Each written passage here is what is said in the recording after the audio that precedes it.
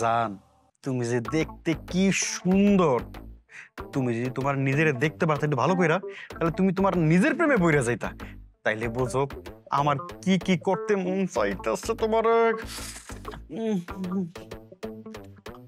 আসিফ, এটা আসতে পড়তেছি, দেখতেছিস তুই। এ প্রান্ত, তোর লইগে কি একটু শান্তি মতো প্রেম করতে পারুম না? সারাক্ষণ তো পড়া পড়া কেন করস? তুই কি পড়তে পড়তে পাগল হয়ে যাবি? আর কইও না, আমার রুমমেট প্রান্ত আছে না, সারাক্ষণ পড়া পড়া পড়া। কি হয়েছে বলতো? নিচে দেখলাম একটা সুন্দর মেয়ে তোর জন্য একগুচ্ছ ফুল নিয়ে অপেক্ষা করছে। হেই রে প্রান্ত, তোর লইগে নিচে মাইয়া অপেক্ষা করতেছে, তাও আবার ফুল নিয়া।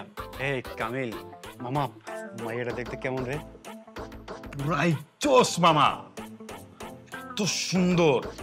কিরে তুই বসে আছিস কেন? যা গিয়ে দেখা কর।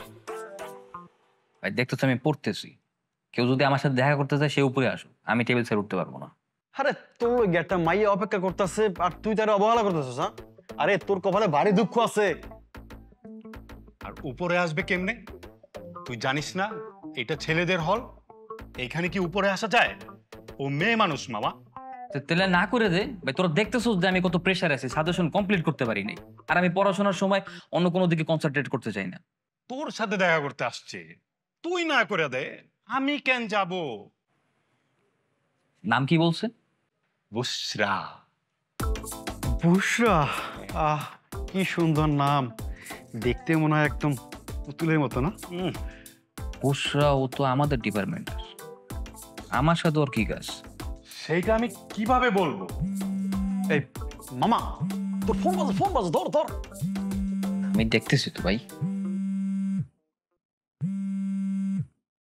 হ্যালো। হ্যাঁ প্রান্ত, একটু নিচে আসতে পারবা? আসলে কিছু কথা ছিল। বুশরা, আমি তো এখন পড়তেছি, আমি পড়ার সময় আসলে অন্য কোনো দিকে কনসেন্ট্রেট করি না।